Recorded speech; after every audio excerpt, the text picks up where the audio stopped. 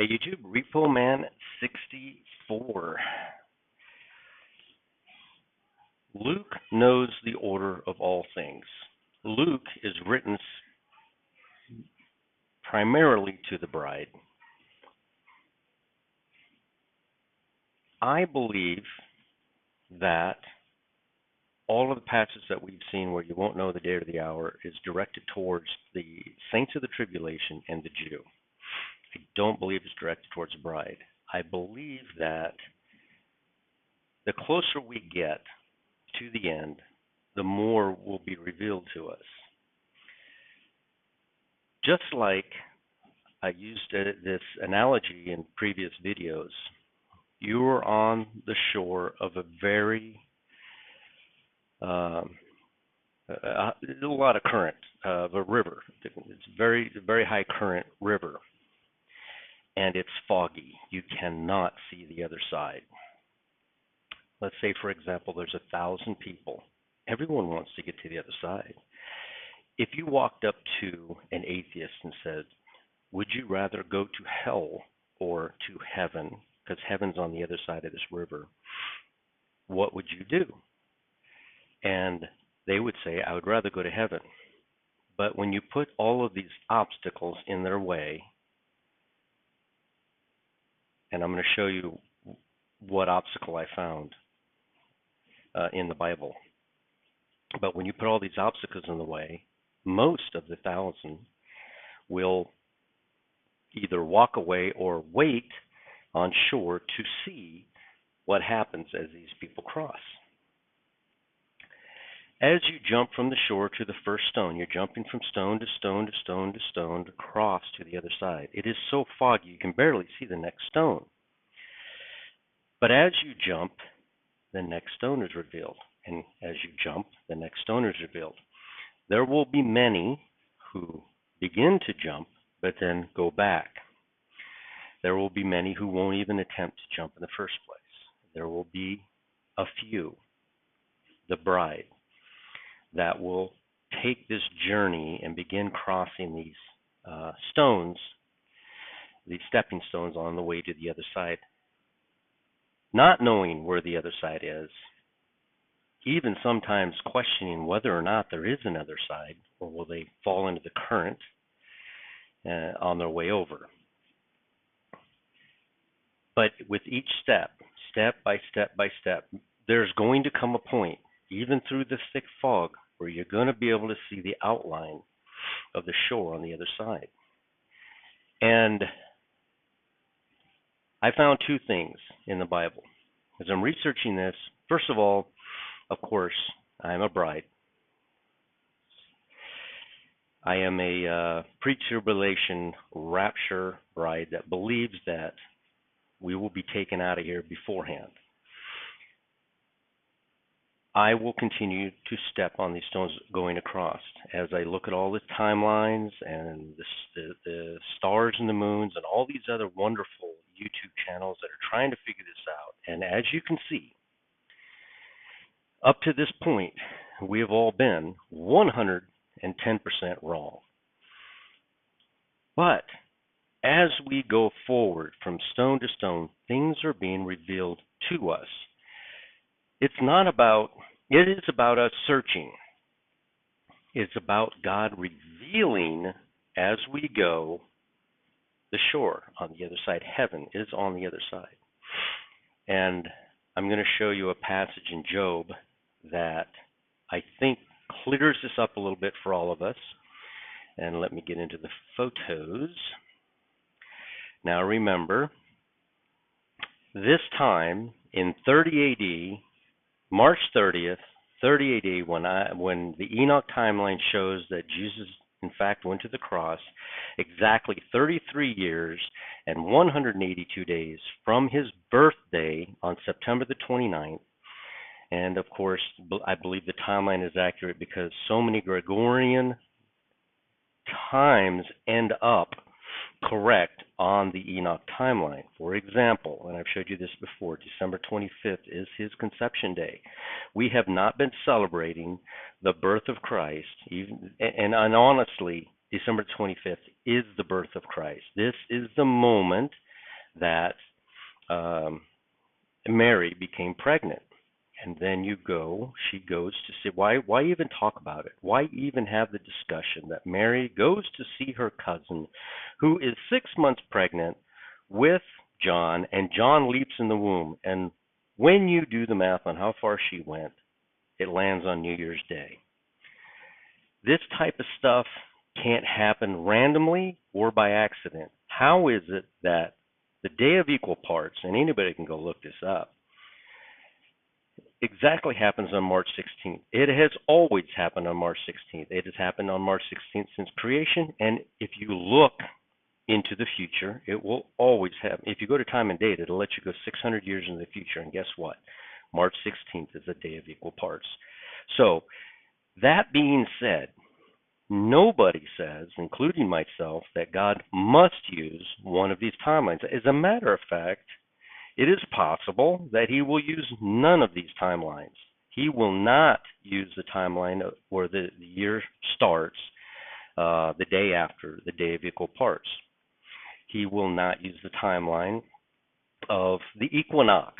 He will not use the timeline of the first sliver of the moon after the equinox. He will not use the Creator's timeline, the full moon after the equinox, or the first sliver of the moon after the sun reaches Aries. God can use whatever date he wishes, and he might be directing us to look to Israel and to look to the timepiece in the sky, just like Ricardo. I'm so terrible with names. I apologize because people get on there and go, "Hey, what's this name?" I know his name, and I always draw a blank on names. I've been like that since I was a kid. Ricardo's, and I'll put a link into the comment section so you can go see Ricardo. Is it Garcia? It might be Ricardo Garcia. But he uses the sun, moon, and stars to regulate when the new year is, and quite frankly, he is coming up with the new year as being Nisan 1, and that being, I believe it was April the 21st. Now, when he does that, look what happens on the day before. On March the 20th, 2023, an unknown eclipse is happening that I hadn't heard of. All I've ever heard of all this time was the eclipse in 2024, and this eclipse comes up, and it happens on March 20th. Ironically, that is the day before the new year, according to Ricardo and his YouTube, and obviously according to once the sun is in Aries and the first sliver of the moon appears. So, this might be when God is using this. Notice how you have the sun in position, you have Jupiter in position of Pisces, and you have the moon eclipsing the sun, which the moon represents the bride, as we are a reflection of Christ, and Christ being the sun. He is also Jupiter, the one that was striped and wounded for our transgressions, and he is also the bright and morning star, Venus. So he has several things to look at when we look up. I did this again in a different program, and as you can see, the moon is eclipsing the sun at looks like midnight. It begins, or before midnight, on April the 20th. Now, let's get into what I had found. This is Matthew. Matthew's predominantly speaking to the Jew. Then shall the kingdom of heaven be likened unto 10 virgins, which took their lamps and went forth to meet the bridegroom. 5 of them were wise, and 5 were foolish. They that were foolish took their lamps and took no oil with them. But the wise took oil in their vessels with their lamps. While the bridegroom, and I'm going to show you, he is a groom. He is not called a bridegroom until he is with his bride. He's not necessarily married, but he is with his bride at this point. I learned this from We Are the Overcomers. Wayne, very good teaching, blew my mind. I have And I'll tell you, in every single story in the Bible, you will find a bride, which is not mentioned much, and then you will find a saint, which is very important to God, and the Jew, of course, also very important to God. What is, and he's focused now on all three of these groups because they are all very important. Just because you are not raptured as a bride, or you are not raptured as a saint, the Jews are not forgotten and not dealt with. They are, but these are all systematically in line. So here we have, while the bridegroom, he's with his bride, tarried. Now, this tarried word, we've assigned it to the rapture of the bride, and it is not. The tarried is assigned to the saints of the tribulation and the Jew.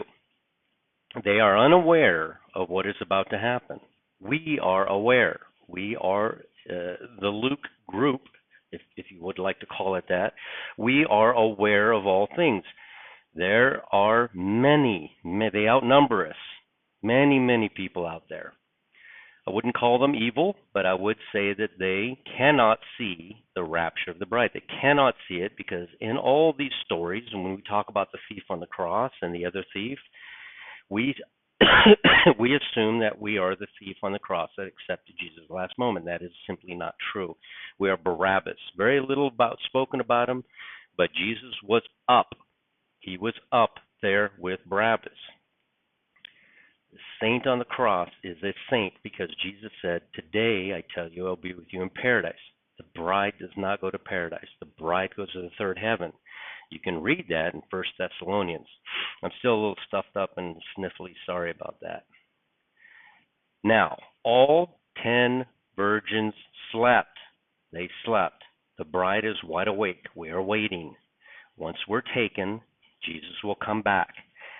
I've heard good teachings on 3.5 years and 30 days and 50 days, and I don't know. I'd like to just tell you, and I believe these things as we go across these stepping stones in the fog where we can barely see the next stone. As we go across, I think new things will be revealed all the time. But these 10 virgins all fell asleep. The 5 virgins are the saints that had oil, and the 5 virgins that had no oil are the Jew. The bridegroom is already with his bride. Okay. And then I looked it up just to make sure of what I was talking about. Why does Jesus call himself a bridegroom? Jesus describes himself as a bridegroom, which implies that there is a wedding where there is also a feast. Remember, we're going to this banquet. When we get to heaven, and I hear this, it's a sad story.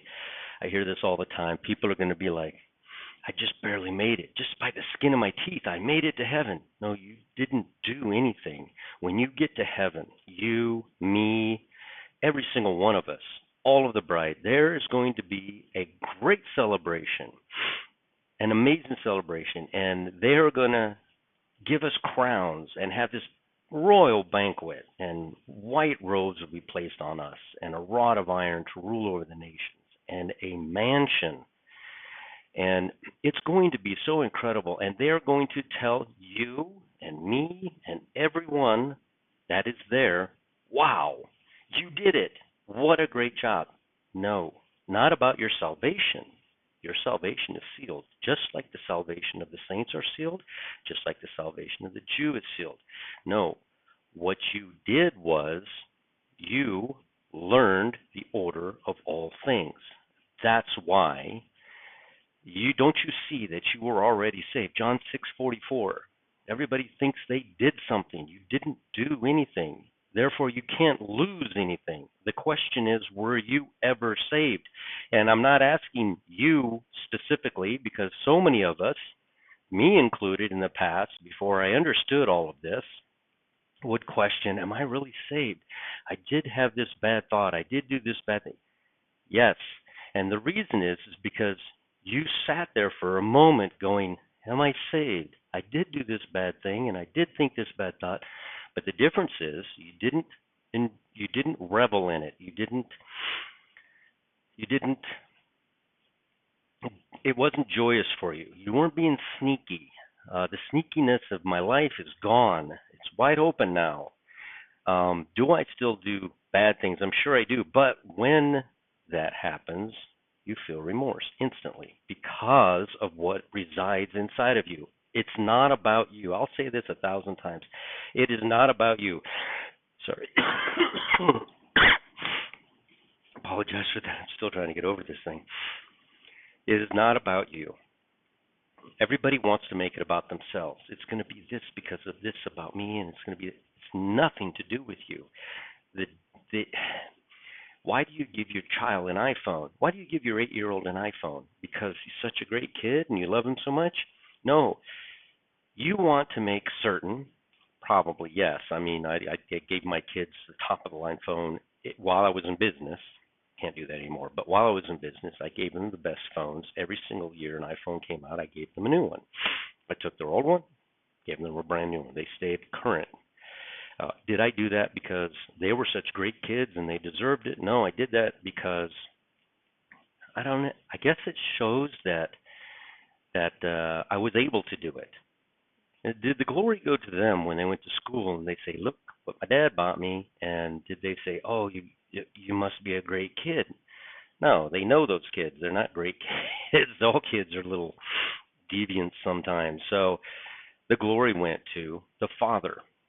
It's a bad analogy, I know, but this is what I'm saying. When you get to heaven, there's gonna be a celebration. Angels are gonna be clapping. They're gonna be so happy. They're gonna tell you, "Wonderful job, good and faithful surgeon, uh, servant." And the reason they're going to do that is because of what Jesus did for you. And as you stepped from stone to stone, he revealed more as you went across. That is the evidence. This is a court battle. This is not knives and swords and angels, wrestling each other in heaven. No. Sorry. This is a court battle. I thought I could do this. I've been talking fine. This is a court battle in heaven, and Satan is going to lose. And what does he lose? He loses dominion over this planet. And just like when you go through trial, you're presumed innocent until guilty. And at the end, you are judged by your peers, and then you are sentenced. Satan is going through court right now.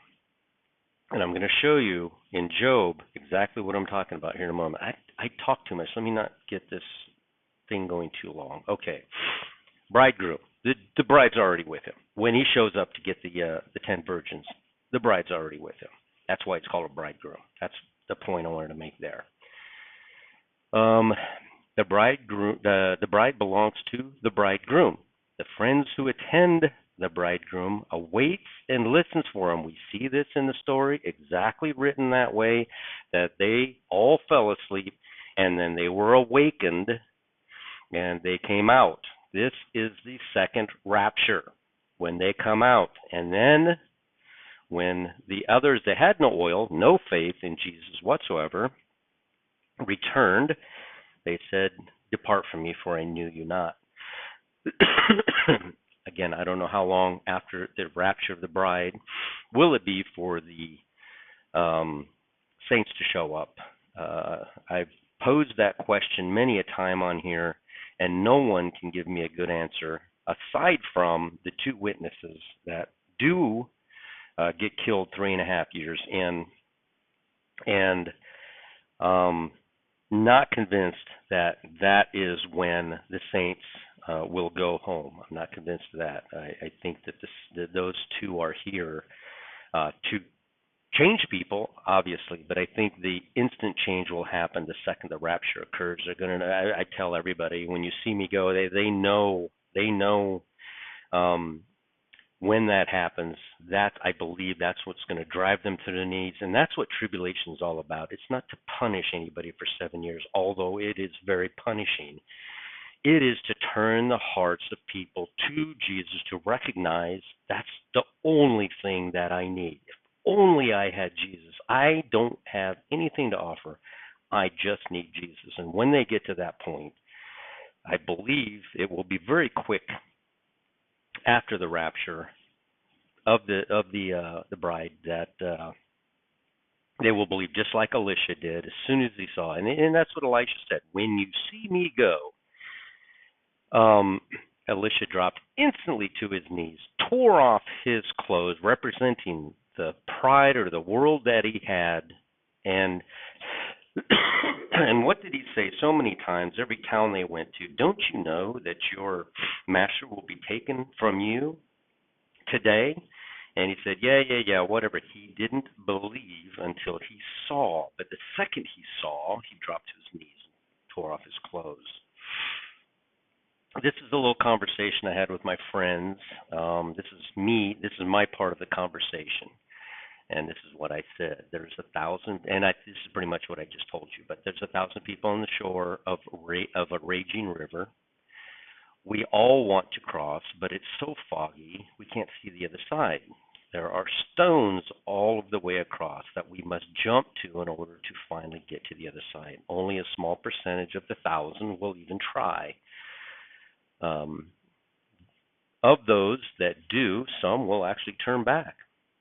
These are the ones where we say, just because you say a prayer, you're saved, and that's simply not how that works. I do believe in going to a quiet place, but I believe um, the how your heart is at that moment is, if you just go into a room and say, "Please, Lord, set me in." Okay, that's it. I'm saved. Boom, I'm in. No, it's not how it works. It's an actual broken and contrite spirit, a broken and contrite heart. God will not refuse. When you go in there, that's it. You're saved. When you go in there, and again, God is the one that turns your heart. You notice how he spoke to Pharaoh. He hardened Pharaoh's heart. Okay?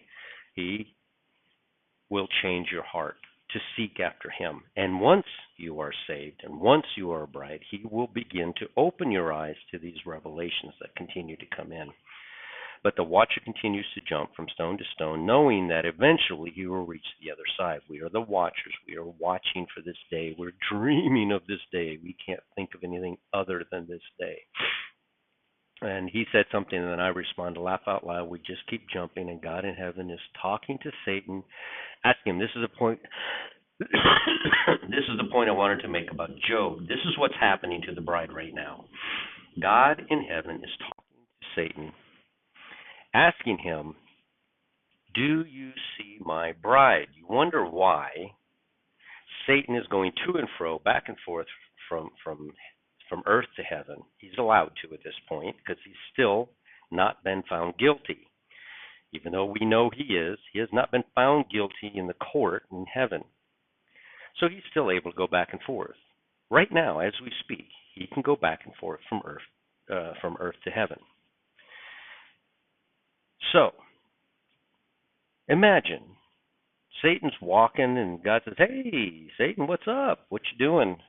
And he says, just traveling going to and fro from heaven to earth.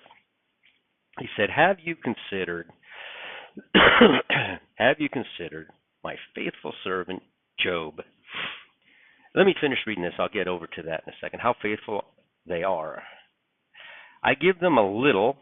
This is a conversation, I think, and this I'm surmising, but I think this is a conversation that, and this might make you understand a little bit about what's going on. God is in heaven talking to him, and God says, "Have you considered my bride?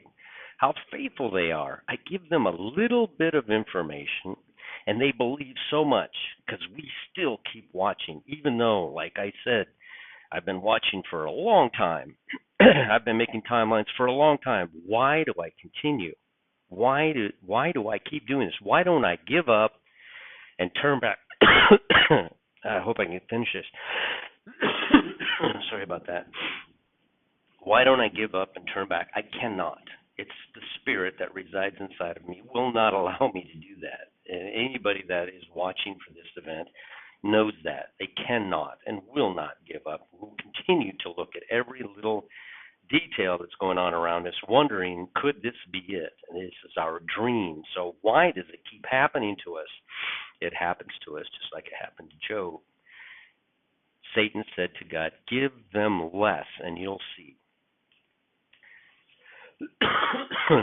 So as we continue to search and continue to seek, I believe, and this is again me surmising, it's not written in the Bible, but I think that's what the story of Job is all about, that God has given us, He's the one that continues to give us. It's just the moment we start saying, no, there's nothing, I don't know what else to look at, and boom, something happens. And a volcano goes off. They're flooding in Fort Lauderdale. It's just all around the world, things are going on. China is about to attack Taiwan. You know, dreams and visions. We don't create these things. God sends them to us, and He just keeps us going from stone to stone. I wasn't coughing an hour ago. I don't know what's going on. Maybe it's just me talking. So Satan says, give them less and you'll see. We do get upset, but we continue to cross that raging river from stone to stone in the fog as God reminds us, where were you? And when we get angry, what does He say to us? Just like He told Job, where were you when I created the river and the stones and the fog that you question me? Yeah, we keep going. Now there was a day, this is Job 1:6. Now there was a day when the sons of God came to present themselves before the Lord, and Satan came also among them. I'm so sorry. I don't know why I'm getting messed up right now. And Satan came also among them, and the Lord said unto Satan, whence camest thou? Where did you come from? And Satan answered to the Lord and said, from going, to and fro to the earth, and from walking up and down in it. And the Lord said unto Satan, have you considered my servant Job? Why would God Almighty ask Satan about Job? And he says that there is none like him in the earth, and perfect, and an upright man, one that feareth God and escheweth evil. And Satan answered the Lord and said, doth Job fear God for naught? Hast thou not made an hedge about him? So God was protecting him. God gave him everything, and about his house, and about all that he hath on every side. See, Satan does not understand. Why is God going to, and when God knows Job is faithful, not because of all the wonderful things that God gave him. Not God loves us, the bride, not because of all the information that He's opening up to us in these last days for us to see. We live in an incredible time right now, absolutely incredible time. But we don't love the Lord more or less because of this. As a matter of fact, Satan is arguing in heaven right now, going, give them less. Don't show them as much. And then sometimes we get a little depressed, and God, of course, will tell us in our spirit, who are you that you should ask me? Even though God knew Job believed on Him, not because of the stuff, but because He's Job. I'm so sorry about this. Hast not thou made a hedge about him, and about his house, and about all that he hath on every side? Thou hast blessed the work of his hands, and his substance is increased in the land. But put forth thine hand now, and touch all that he hath, and he will curse thee to thy face. One thing that the bride will never do is curse the Lord. We might get upset and concerned about days passing, but we will not curse the Lord. Neither did Job. But Job did question the Lord. Why? As we do. Lord, why? Why did this date pass? What calendar are you using? What timeline's going on? Can't you show us more? While Satan is in heaven condemning us right now, saying, give them less. I guarantee you they will take that stone and turn around and go back. They will not continue to cross. Satan is wrong. He's wrong about Job. He's wrong about us. We're going to continue. And the Lord said unto Satan, behold, all that he hath is in thy power, So God allows this to happen, not to harm you. It is evidence in court. They're in court. They're in court right now. I'm so sorry about all this. I thought I was cleared up, but they're in court right now. Satan is questioning you, me, all of us, going, oh, yeah. I hope I can continue. Wow. I apologize. And God says that we'll give, take away, make it more cloudy, make it more foggy. They can barely see the next stone. Don't let them see theirs. And this continues to happen to us. Obviously, we've all experienced it, and we've all questioned it. And but we're going to keep going from stone to stone, and that's my point of all this, is that just keep going. Just keep going. Satan is trying to stop you. He doesn't want you to watch. There are so many people. A few in my comment section. Stop watching. You're wasting your time. Get thee behind me, Satan. Job continued his faith. He did question, but he continued in his faith. All right. Now, I want to solidify who the bride is and when they go. I get this argument a couple of times stating that we go in seal 6. We do not go in seal 6. We are not the great multitude. Narrow is the path, few will enter. This is the bride.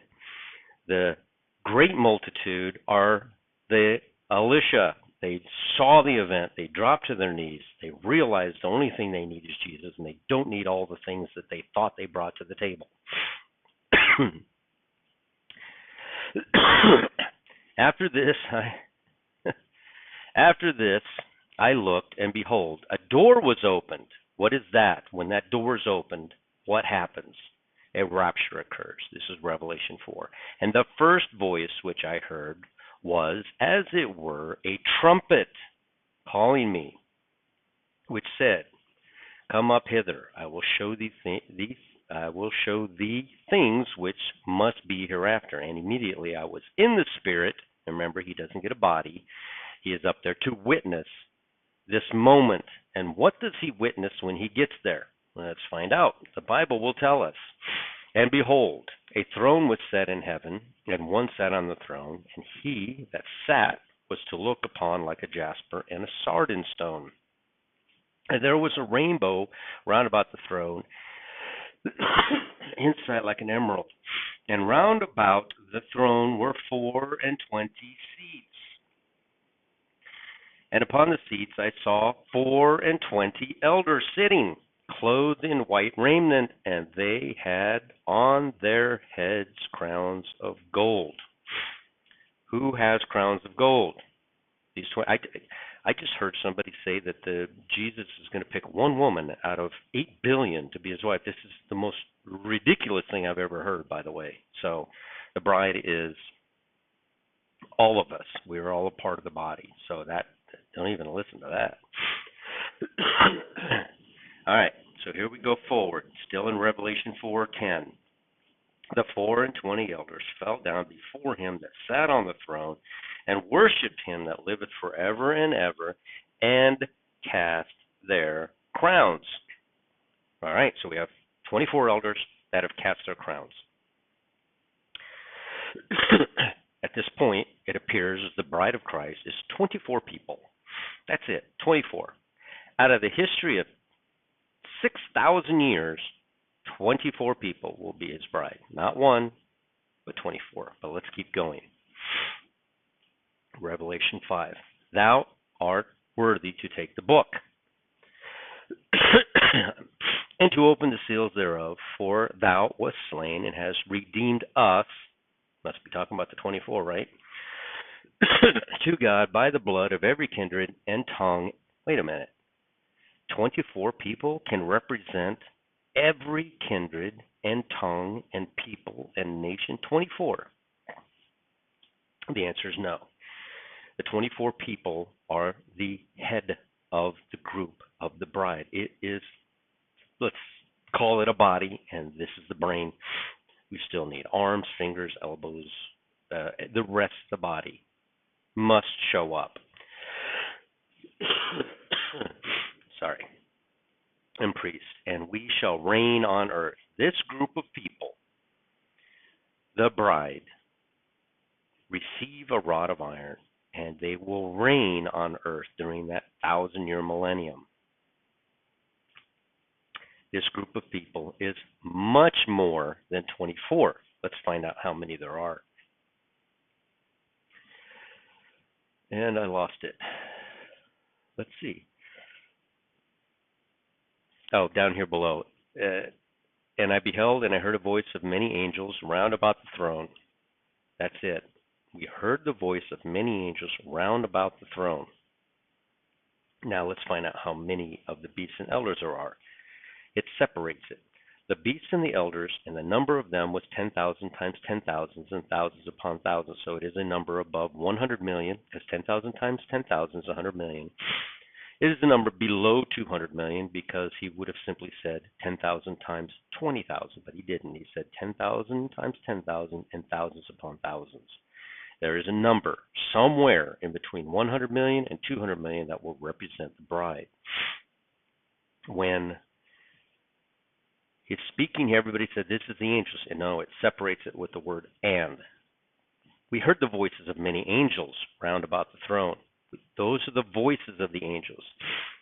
But the beasts and the elders, and the number of them was 10,000. This is the bride. All right. There are many who claim that they want to be here through tribulation. That is the job of the 144,000 virgin Jewish males. I had a video on that some time ago. You can Google it. About 144,000 boys 2 years and under died when Herod was trying to kill Jesus. Jesus is the Word of God.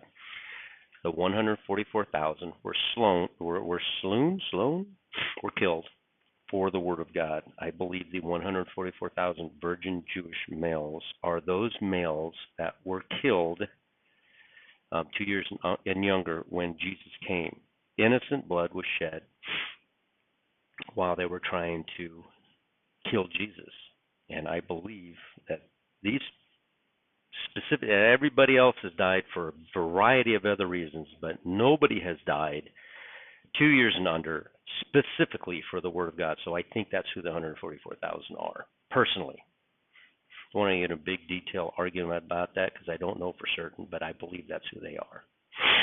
Now, that's their job. Their job is to warn everybody during the tribulation. You don't want to be here for the tribulation. You don't want to say that because you were not one of those babies that died 2 years and younger while they were trying to kill Jesus, the Word of God. Woe unto you that desire the day of the Lord. And to what end is it for you? The day of the Lord is darkness and not light. When we go, there will be no light in this world. And I believe the darkness for 3 days represents the bride leaving, and the light of the world will be taken away until the Holy Spirit comes back and begins to do its work again in a different dispensation, a dispensation of the age of the tribulation. The age of the tribulation, again, being to turn the hearts towards Jesus and recognizing who Jesus is. Even the Jews will take nearly 7 years to recognize who he is. As if a man did flee from the lion and a bear met him. So it's like you got away from one thing and you're asking to meet a bear, and went into the house and leaned on his hand on the wall and a serpent bit him. It's like you don't want to be here. This day is not for you. Stop asking to be here. Stop believing that the seals have been opened. There is not a single seal opened yet. They did not start opening when Jesus was on the cross. That means we've been in the age of tribulation since the cross. The seals are tribulation. I've heard so many arguments about this, and it's silly, really. The seals mark the beginning of the tribulation. They have not been opened since 2,000 years ago, and um, they do mark the beginning of the tribulations. We are in heaven to witness the first seal being opened. We're there. Jesus is delayed for some reason. John is crying. Where was Jesus? Where was he at? He was delayed because remember, when he rose, many of the saints rose also. It's hard to understand that passage, but it appears as though the graves were thrown open, and then when Jesus rose, they rose. And they went into the holy city, heaven, but Jesus, remember, hung around till that afternoon. He was seen by many. He told Mary, "Don't touch me, for I have not ascended to the Father." He ascended to the Father. He returned from heaven. It's explaining to us what's going to happen. The bride are those people that rose with him. I thought it was on the date that he rose, but for me that date is past, April the 3rd. But it could be that none of these calendars will make sense and that ultimately it will be I wouldn't have made this video if I know I was going to be coughing the whole way through. I apologize. This is not fun for me either. Anyway, so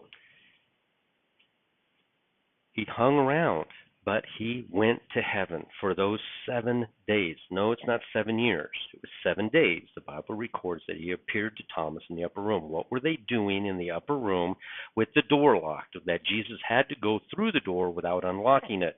We all marvel at the fact he went through a locked door. That's not what it's talking about. He's telling you that he was in the upper room. They were in the upper room hiding from the Sadducees and the Pharisees. They were afraid to get killed. You won't see any more discussion after he appears to Thomas in the upper room of them hiding anywhere or being behind a locked door. They are behind a locked door, hiding at that moment in time for those 7 days, because Jesus was killed, he was risen, and then he disappeared for 7 days, and he returned. He spent those 7 days in heaven. Give her 7 days, just like Jacob, Rachel, and Leah married Leah. He got Rachel 7 days later. Did not get her 7 years later. How else would he know that she was barren? Got her 7 days later. He continued to work for 7 years.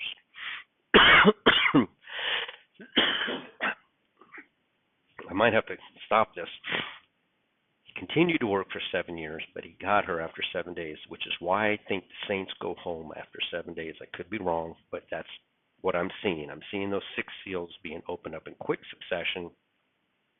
And in seal 6, the great multitude appears in heaven.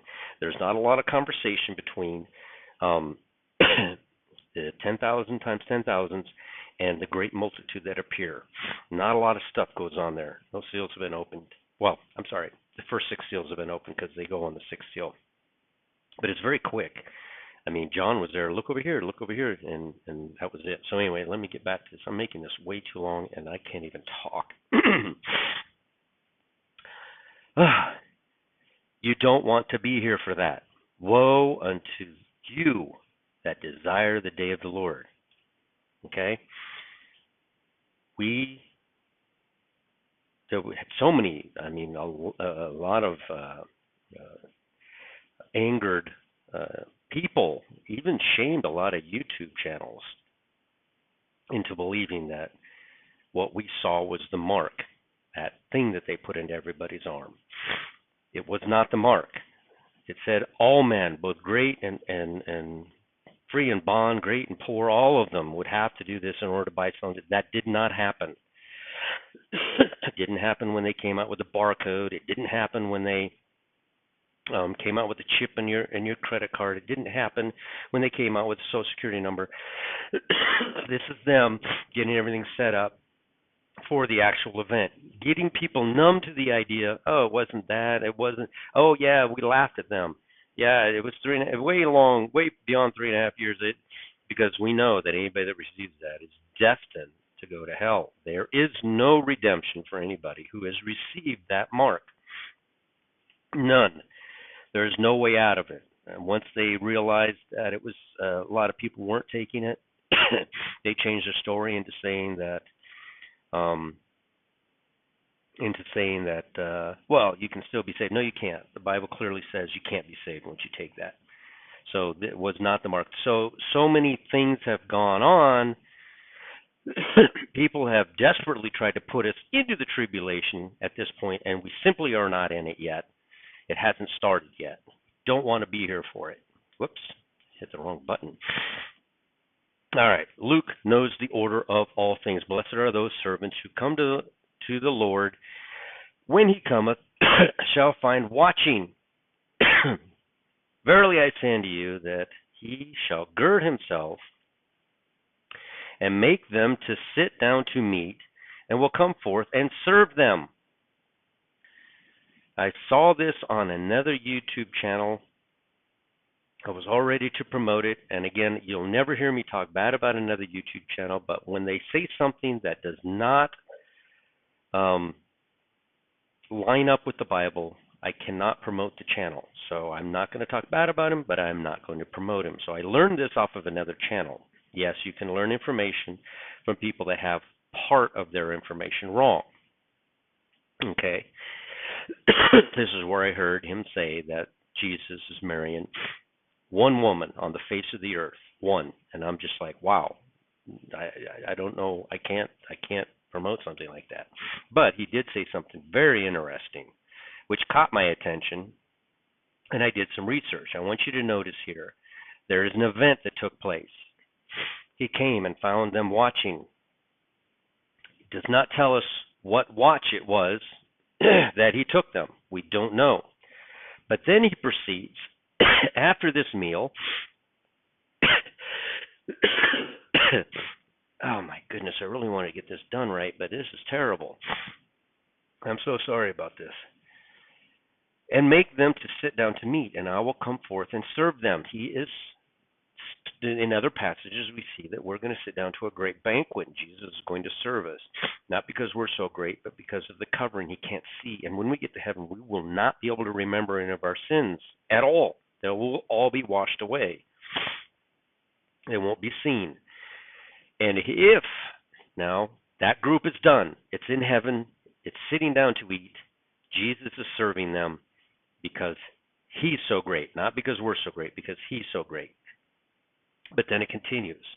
And if he shall come in that sight, everybody says, we don't know when he's coming. We don't know if he's coming in the second watch or third watch. No, that's not what this passage is saying. This passage is telling us when he's coming. He doesn't specifically say the first watch, but he specifically says 2 more watches.